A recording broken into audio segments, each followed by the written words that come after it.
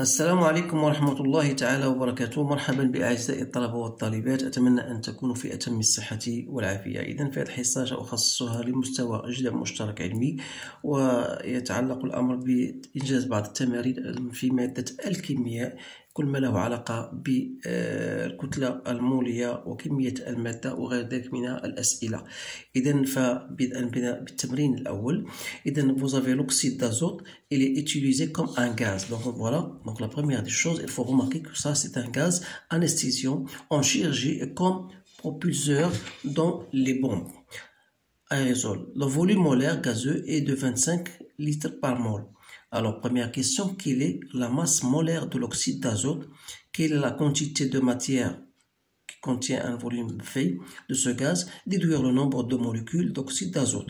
Calculer la masse de 50 ml de ce gaz. Alors, je vais répondre à ces questions-là. Donc, vous avez le temps de stopper la vidéo pour, bien sûr, répondre à ces questions vous-même. Puis après, vous allez revenir pour me suivre sur cette vidéo. Alors, en ce qui concerne la masse molaire, donc ça c'est une question facile. Vous savez bien sûr que la masse molaire de quoi? De l'oxyde d'azote. Alors l'oxyde d'azote est constitué de deux atomes d'oxygène, deux atomes d'azote et un seul atome d'oxygène. Donc je vais faire, donc voilà, deux fois la masse molaire de l'atome d'azote plus la masse de l'oxygène. Alors tout ça sont des données qu'on vous le donne. Donc c'est deux fois la masse molaire, c'est 14 plus 16. Donc ça fait 28 plus 16. Donc c'est bien 44 grammes par mol. Voilà. Alors la quantité de matière. Donc vous savez bien sûr la quantité de matière, c'est une relation que vous devez apprendre. C'est la masse sur la masse molaire. Donc connaissons bien sûr la masse.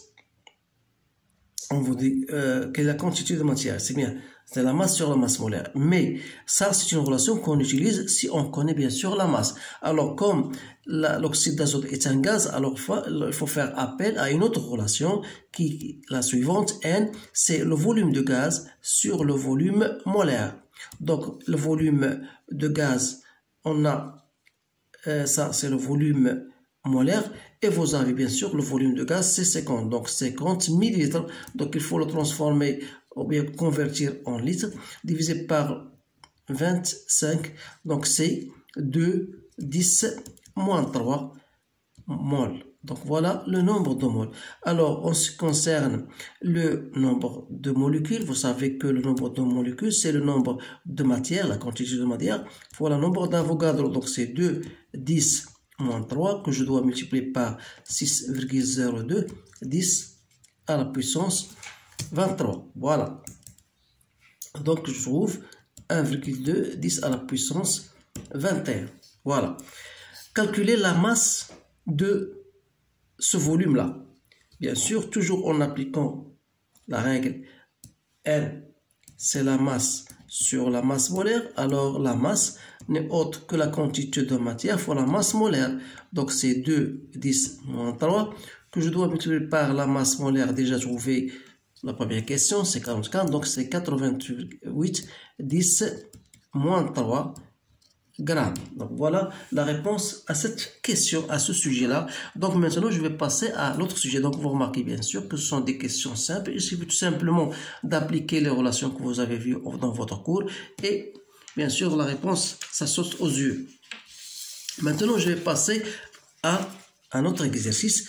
On vous dit voilà, la phénylphtaléine est un indicateur coloré, bien sûr c'est un indicateur coloré acido-basique de formule C20H14O4. Voilà, il est utilisé en solution dans l'éthanol à la concentration C. Alors, première question, quel est le solvant et la soluté dans cette solution? Quelle est la quantité de matière de phénylphtaléine que doit-on utiliser pour préparer 250 ml de cette solution? Et quelle est la masse de phénylphtaléine correspondante? Alors voilà, pour ces questions-là, on va tout simplement raisonner sur les choses. Lorsque vous avez une solution, vous avez toujours un solvant et un solution. Vous avez الجسم المذاب والجسم المذيب. إذا حينما أضع كمية من الملح في مثلا في واحد قارورة، إذا فالملح NaCl في الماء مثلا، فالمذيب هنا هو الماء اللي هو السولفون، و NaCl هو جسم مذاب. إذا بالنسبة لنا مقارنة مع هذا c'est un indicateur coloré qu'on utilise en solution dans l'éthanol. Alors l'éthanol, c'est le solvant et le solvant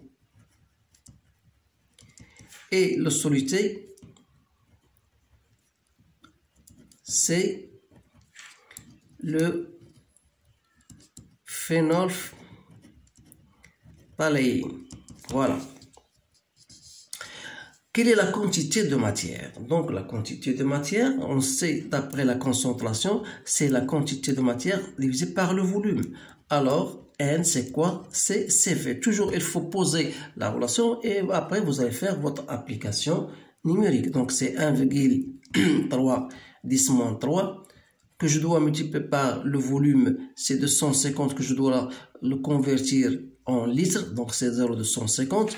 Donc ça va me donner 3,25 10-4 moles. Voilà. Donc quelle est la masse? Bien sûr, toujours la masse, c'est le nombre de moles fois la masse molaire. Donc, alors il faut trouver la masse molaire. Donc la masse molaire, c'est quoi? On a 20 atomes de carbone, donc je dois multiplier par la masse molaire de carbone, plus 14 fois la masse molaire de l'hydrogène, plus 4 fois la masse molaire de l'oxygène. Sachant que la masse de carbone c'est 12, ça c'est 1, ça c'est 16, donc ce sont des données, bien sûr vous allez les voir à la fin de cette page, la dernière page. Donc c'est, vous allez faire votre calcul, c'est 318, donc c'est 318 grammes par mol. Donc qu'est-ce qu'il suffit? Tout simplement, il suffit de multiplier 3,25 10-4 et vous allez le multiplier par 318 pour trouver bien sûr votre masse en grammes. Voilà, vous allez faire à l'aide de votre calculatrice, vous faites le calcul bien sûr pour trouver la valeur finale. Alors maintenant il nous reste une partie de notre exercice. Voilà, c'est le suivant. On dispose d'une solution S0 de 10 iodes de concentration CO0. Voilà, on souhaite préparer un volume V1 100 ml de cette solution, mais de cette concentration C1. Alors, déterminer le volume V0 de cette solution qu'on doit prélever pour déterminer le facteur de dilution. Puis déterminer le facteur de dilution, pardon. Alors, décrire à l'aide d'un schéma la manière dont on doit procéder à la verrerie nécessaire. Voilà les données dont je vous ai parlé. Donc بالنسبة لهذا السؤال هذا غير خصني نحاول نشرح لكم كيفاش خصكم تتعاملوا مع هذه النوعية ديال الأسئلة. دونك هذه النوعية ديال الأسئلة فهي تتعلق بعملية التخفيف. بمعنى آخر عندنا واحد لا سوليسيون S0 voilà de concentration C0 et on veut prélever un certain volume V0 pour aboutir à une solution que j'annote S1 de concentration C1 et de volume V1. Alors, bien sûr, on doit ajouter, après avoir pris ce volume-là V0, on doit ajouter un certain nombre, un volume V d'eau pour aboutir en fin de compte à une solution S1. Alors, bien sûr, lors de cette transformation, vous savez bien sûr que le nombre, bien la quantité de matière reste toujours constante. C'est-à-dire que la quantité de matière se trouvant dans le récipient C0 qui est C0 fois V0, la quantité de matière, et la quantité de matière ici c'est C1V1, donc on aura une certaine égalité. Donc à partir de là, je tire V0, c'est C1V1 sur C0. Alors si je fais mon application numérique, donc C1, c'est 8, 10 à la puissance moins 3, multiplié par le volume V0, et je divise par C0, c'est 4,1, 10 moins 2. Donc je trouve, en faisant mon calcul, donc c'est 19,5 millilitres. Voilà le volume V0 que je dois prélever. Alors le mode opératoire que je dois suivre pour préparer cette solution S1. Alors je dois prélever, bien sûr, en utilisant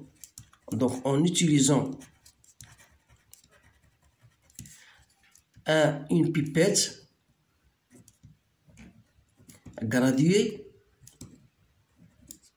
Je prélève un volume V0 19,5 ml de la solution R0 auquel on ajoute de l'eau distillée jusqu'au trait de la fiole jaugée. C'est-à-dire on va utiliser une fiole qui est de la sorte suivante, voilà, plus ou moins. Donc ici on va mettre le volume V0, voilà, et on a un certain trait qu'on doit donc ajouter de l'eau distillée jusqu'au ce trait là qui pour nous c'est 100 ml. Alors jusqu'au arriver à 100 ml. Alors donc une fois on a ça, on a abouti bien sûr à la solution S1 voulue. Voilà. Donc maintenant c'est la méthode qu'on doit suivre bien sûr pour diluer une solution. إذن هذه العملية أو العملية التجريبية التي نقوم بها بالنسبة لعملية التخفيف. إذن une pipette bien sûr vous savez que ça veut dire une pipette. Donc c'est tout simplement il est là dans cette forme là. Voilà. Donc on ferme avec bien sûr avec le doigt et il est gradué. Donc on va prendre un certain volume. On a dit 19,5 ml, donc c'est le volume V0 et on va bien sûr le verser dans cette fiole jaugée. Donc voilà le mode expérimental de la dilution que vous devez suivre pour aboutir à une telle solution. Alors je vous remercie de votre attention et je vous souhaite une bonne chance. Je vous dis à bientôt.